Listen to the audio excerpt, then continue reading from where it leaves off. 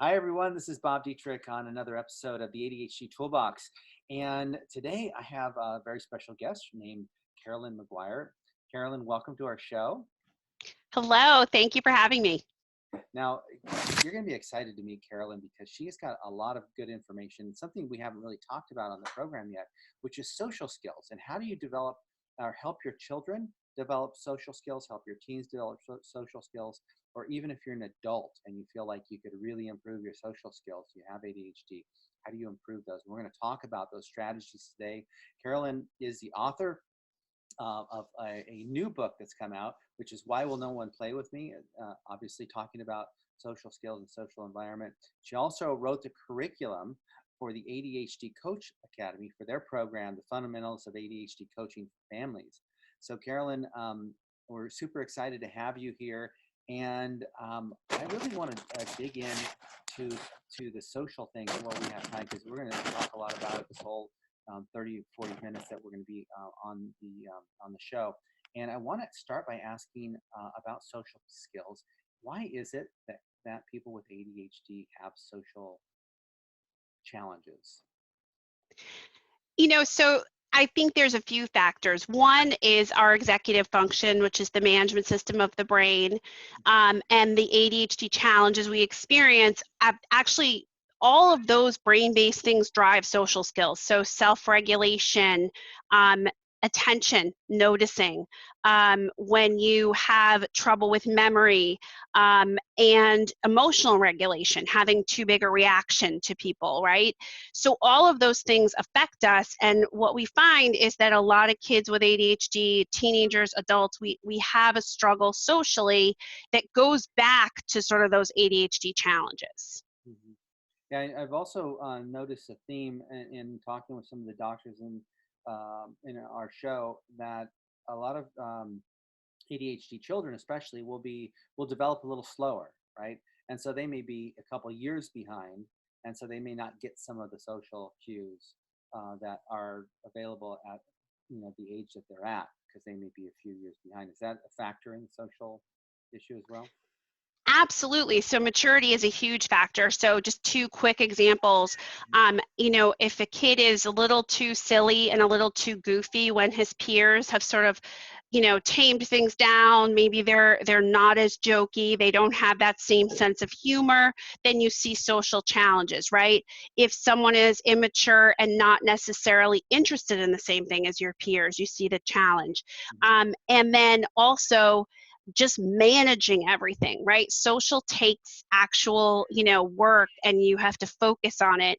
And so a lot of times ADHD kids are so overwhelmed by just school that Mm-hmm. they just don't have the wherewithal to put on being social, reaching out, texting friends. And so that affects them. So maturity is a huge factor here. Got it. Got it. Okay. Well, let's talk about some of the solutions around social development and social skills that you can help, because you work. I understand you work with children, but you also teach the parents. And if you're a teacher, you teach teachers as well on how to work with the children to go through this, right? Absolutely. So, one of my passions is teaching parents how to coach their child. And that's really the basis of Why Will No One Play With Me? Because as parents, we have to reinforce we're there day in and day out. And we have a real opportunity to bring this social learning into daily life. And then teachers are so busy, but they still do have the opportunity to infuse their classroom with more social learning. And I love training teachers and working with schools to help to make that possible. Yeah, I mean the parents so need the support one on one, but when and when you train the teachers, teachers get to use this on like 20 or 30 kids or more, and so they really can have a big effect on a lot of kids at the same time. So I love working with teachers in that way as well, because we can make such a bigger impact. But the parents need the support. So I'm glad you're writing these books and this curriculum, because everybody gets your help and expertise. Um, so, the first thing we'll talk about is children and teenagers that often have social challenges. You say that they require direct instruction to teach skills to improve to improve that social approach or whatever. Can you expand on that a little bit and explain that? Yeah, absolutely.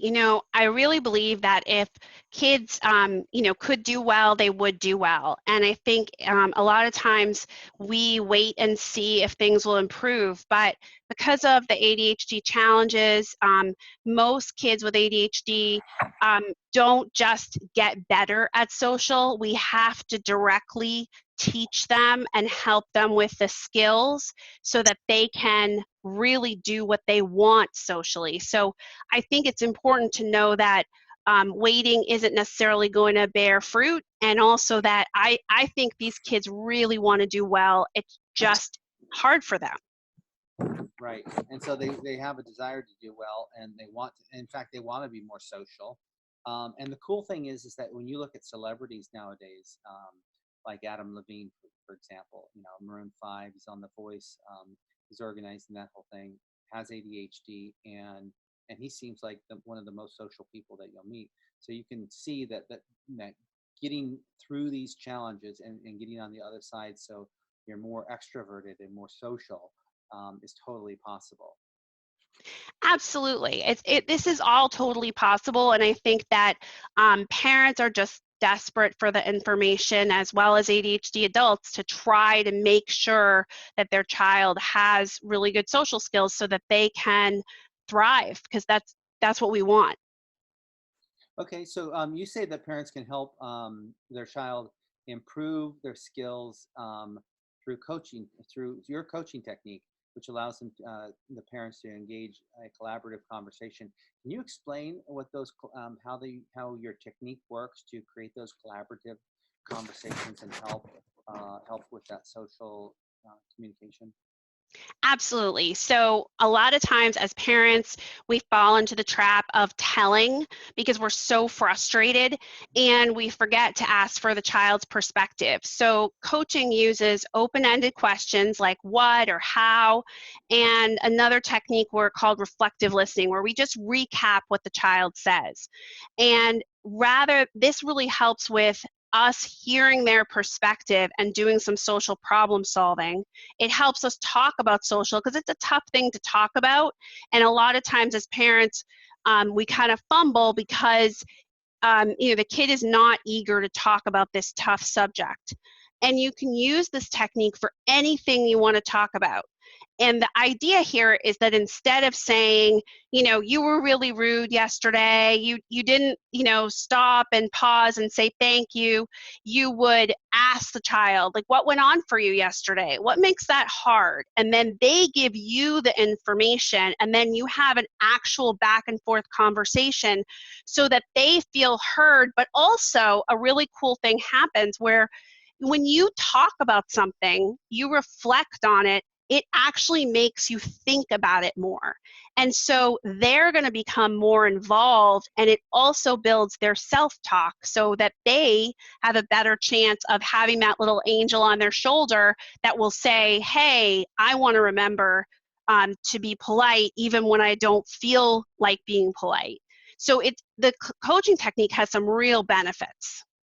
Yeah, it sounds like you go from this authoritarian conversation and being this kind of dominant parent to almost being like an interviewer, right? Like you're interviewing the child, asking questions, or like a journalist approach, and in that process, you gain back and forth communication. You gain the knowledge of understanding where they're coming from, and they are more open to having that conversation. Is that kind of what you're talking about? Does that kind of feel right? Absolutely, because if you think about it, we as parents sometimes presume we know why things are happening. We assume we know why a kid is fighting us on homework, or why they are not turning something in, or why they haven't, started a project, or why they aren't going to the cafeteria and mixing in with other kids. But one of the things that the coaching technique does is it allows you as a parent to really think about and ask the child, and we get a ton of information, and therefore we come to find out what they're thinking, and it actually gives us more of an opportunity to help them reflect and then to influence them, because they're not as shut down as if we tell them and then they tend to shut down and they're not listening to us. And so we're kind of making no ground. So that's one of the big bases of why I would know and play with me is this coaching technique. Wow, that's great. And it sounds like teachers can use this same exact way, right? Same thing, same exact instruction for teachers. Absolutely. So one of the things I always tell teachers is that during the day, when social conflicts come up or when a kid is resisting something, we can ask them the simplest question in the world: how come? And then the child gives you information, and then you are able to also get them to think of things. You can also ask them questions about things like other people's feelings. Let's step into their shoes. What do they feel? What are you expected to do as a learner? And let's get the kid to reflect and think about their social role, their learning role, rather than just telling them and assuming they know. Got it. Got it. So, let's say you're an adult, because we have parents and teachers viewing these videos, these instructional videos in the ADHD Toolbox. But we also have adults with ADHD, and they're looking for solutions for themselves. How would they use this technique similar to this to have to create similar results? So with adults, I think it's important that we develop sort of that self-talk. So, you wouldn't be engaged in a dialogue as much as when you are trying to change your social approach and develop a different kind of social skills. Every time I always say you enter a door, you want to think about what is your mission, what's your intention, and to have that self-talk where you say to yourself, what is it that I'm trying to do? Okay, I'm trying to not overshare so much. Or, when my boss says something that infuriates me, I'm trying to keep calm more and, work on this self-regulation, calming strategies I've learned. And so with adults, we don't necessarily have the same conversations, although the technique does work on bosses, mother-in-laws, other people. So it may help you out get further communication-wise, but we have more that internal self-talk we need to develop so that we remember our intentions. Okay. So with regard to that self-talk, is it kind of like the cheerleader self-talk, or is it just a reminder, stay focused on the mission, stay focused on the mission? Well, I would hope it's both. A lot of times we pay attention to what is negative. And so I definitely know as ADHD adults, we have to focus a lot on not listening to that negative voice. Oh, But we want to have that cheerleader voice, or that voice that recognizes when we're doing something well. And also that voice that says, this is my intention, or I'm going to filter here, and kind of guide you. Your self-talk is your rudder. So it allows you to self-regulate more. But I really hope people have an inner cheerleader and not that negative self-talk we often are plagued by as ADHD adults. yeah. I thought that was just because I was a Virgo, but I guess No. be different. All right. So I guess the first step, and I come from a personal growth space, so I know the first step is awareness, right? Become first aware of what's happening. And so I would imagine this is no different. Become aware of the self-talk that's already going on, right? And a lot of times, especially with people with ADHD, the talk will be negative, and you first notice that it's negative, and then shift the self-talk. Do you have any techniques of how to shift the self-talk? I do. There was a famous study where a doctor put people in front of a mirror for 15 minutes a day. Mhm. And what ended up happening was people who had totally positive views of self spent so much time looking at themselves every day, and he didn't mean this to happen, that they became really negative. Mm. And so one of the things I would say to ADHD adults that we know is that we kind of default to these negative thoughts.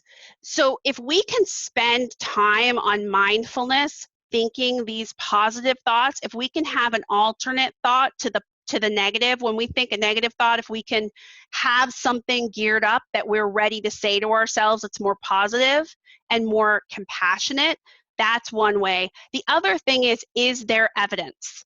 You know, a lot of times we ruminate and we get into these cycles and we think these catastrophizing things or these negative things, and there is no evidence. You know, I talked to you and I'm assuming that you had no interest in what I had to say, except, is there evidence? Did you walk away? Did you shrug? Did you roll your eyes? No? Then I'm creating a story for myself. So that's part of it, is to look at those stories and see if there's any evidence, because I'm going to make a bet most of the time there's not. Right.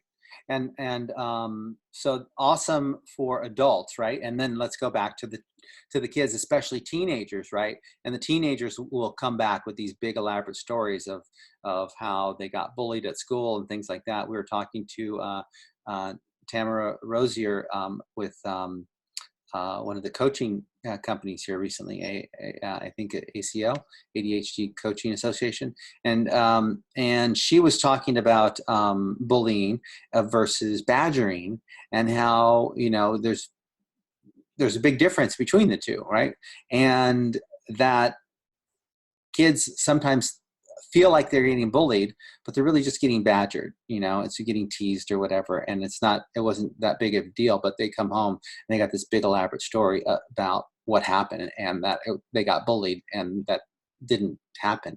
So do you have a technique on how parents can work with those stories and help, you know, was there evidence? What really happened? Can we reframe the story, and can you get through this? Do you have a technique for that you use with parents and teachers?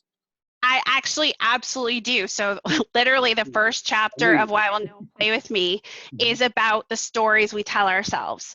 Partly because a lot of kids, because they've been beaten down and things haven't gone their way and they're not sure why friendship hasn't gone well, they develop stories. And the story could be, smart kids don't have friends, or I'll have friends when I'm older, or, you know, everybody's just mean. And so one of the things parents end up needing to do with kids of all ages is to help the child look at that story. And it could be the bullying story you're referring to. It could be the negative self-talk we're referring to. But one of the best ways is this coaching technique, is to ask about the story. Tell me more about that. What makes you say that? And just to ask them about it. Because what ends up happening is, if they're staunch in their position, like smart kids don't have friends, so it's fine, I never socialize, you know, only you think it's a problem, Mom. I think it's really important for them to have that reflection, because a lot of times then they start to say, oh, well, I didn't mean to be so vehement about it, or they start to look at it. And it goes back to that, is there evidence? The more we look at something, the more we can process those emotions and move past it. And in terms of bullying, there are kids who are bullied terribly, but there are also kids who develop a story that someone doesn't like them, and it's based on no evidence whatsoever. Right, right. So great. There you have it. You have a technique for adults on how to get through that, the self-talk and the story, but you also have that technique for the children as well. And it's the first story in your book. So that's fantastic. Yeah. So you say, you also say that the first step to social change, to all social change is, or for the child or teen, is to become a better social noticer. So what is a social noticer? And then how do you become better at being a social noticer? So I would say it's true for everyone. I would say even adults. So one of the things that is sort of true is that when people struggle socially, whether it's that they don't pause to pay attention, or it's that they don't read social cues well, a lot of times we with ADHD don't really notice things.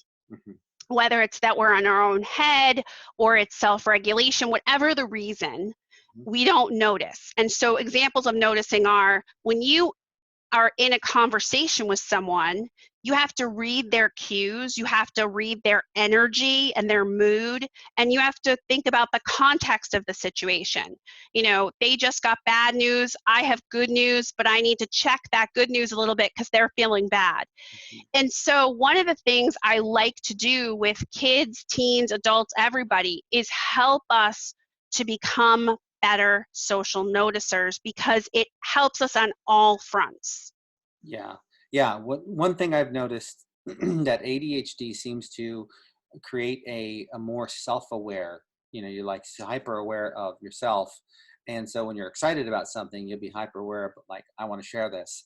And without being aware that, hey, something tragic just happened to this other person, or maybe even just emotional, maybe, or maybe they're crying, or maybe something's going on, and I'm trying to share this major thing, and I'm not even aware of the other person on the other side, what they're going through. So it sounds like you're saying, hey, notice your environment first, notice the other people and what's going on, and then come in with what you want to contribute. Is that kind of what you're talking about?